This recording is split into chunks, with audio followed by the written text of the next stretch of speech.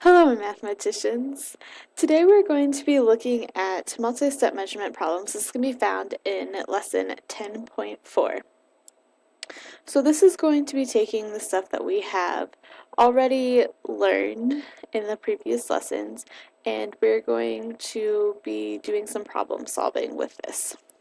So let's go ahead and let's look at the first problem. So it says, a leaky faucet in Jared's house drips 2 cups of water each day. After 2 weeks of dripping, the faucet is fixed. If it dripped the same amount each day, how many quarts of water dripped from Jared's leaky faucet in 2 weeks? And sorry, this is bad, but you can follow along in your book. It's not very focused. So what we're trying to figure out is how many quarts of water dripped from Jared's leaky faucet in 2 weeks. So the first thing that we know is that each day, so one day, equals 2 cups that it dripped. And we know that it did this for 2 weeks. So that's the information we're given. One day, it dripped 2 cups. So we'll put here that it dripped.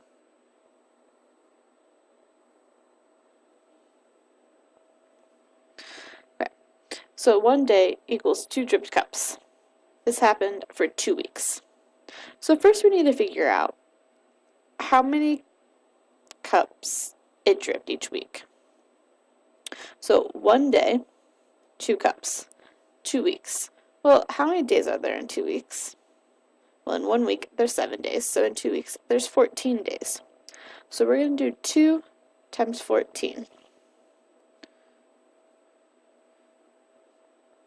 And 2 times 14 equals 28. So 28 cups. Okay? This is how many cups it dripped in this time. But the question is asking us how many quarts. So we have to do a conversion. So if we look at our table, and again, you have several different options. This is the one that's in the back of your book. And we go to quarts.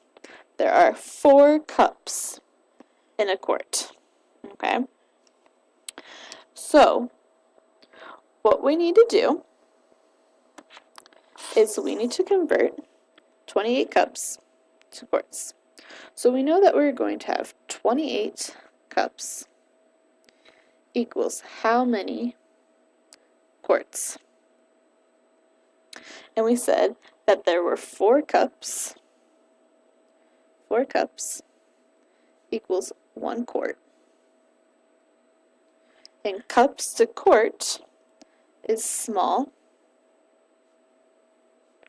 to large, which means that we are going to divide. If you remember that from previous lessons. So in order to solve this, we're going to take 28 and we're going to divide it by 4. So 28 divided by 4, and that is 7.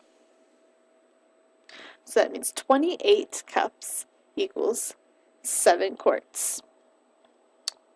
So in order to answer the question, Jared's leaky faucet dripped 7 quarts of water in 2 weeks. Good thing he got that fixed. Let's look at another problem.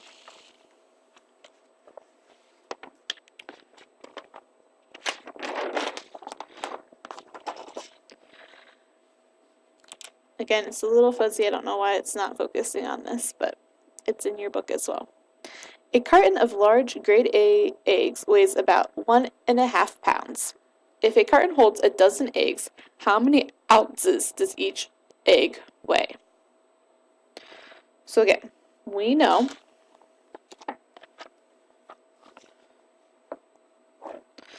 that the carton is 1.5 pounds. We know that there are a dozen eggs, which means that there are 12 eggs. Oops. There are 12 eggs. And we want to know how many ounces. each egg weighs.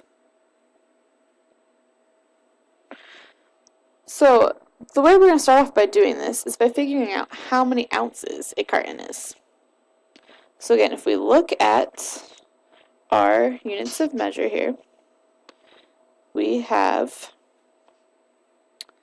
a pound is 16 ounces. And we're going from pounds to ounces, so that means we're going from large to small, so we're going to multiply. Large to small, multiply. So we're going to do 1.5 times 16. 6 times 5 is 30. 6 times 1 is 6, plus 3 is 9. Make a 0, place a 0. 1 times 5 is 5. 1 times 1 is 1. So 0, 14, and then decimal, so we have 24 ounces. So the whole container is 24 ounces, and we have 12 eggs. So we need to figure out the weight of each egg. So each tells us that we're going to divide. So we're going to do 24 divided by 12. That's going to be 2. 24, subtract. So we get each egg weighs 2 ounces. So that's my answer. So as you can see these multi-step problems, you need to make sure that you are reading carefully. You need to make sure that you are looking up the conversions, that you're thinking about whether you're going from large to small, small to large, and what you do with that. I'm going to leave you with one question to answer, and then I want you to rate your level of understanding using FIS to 5.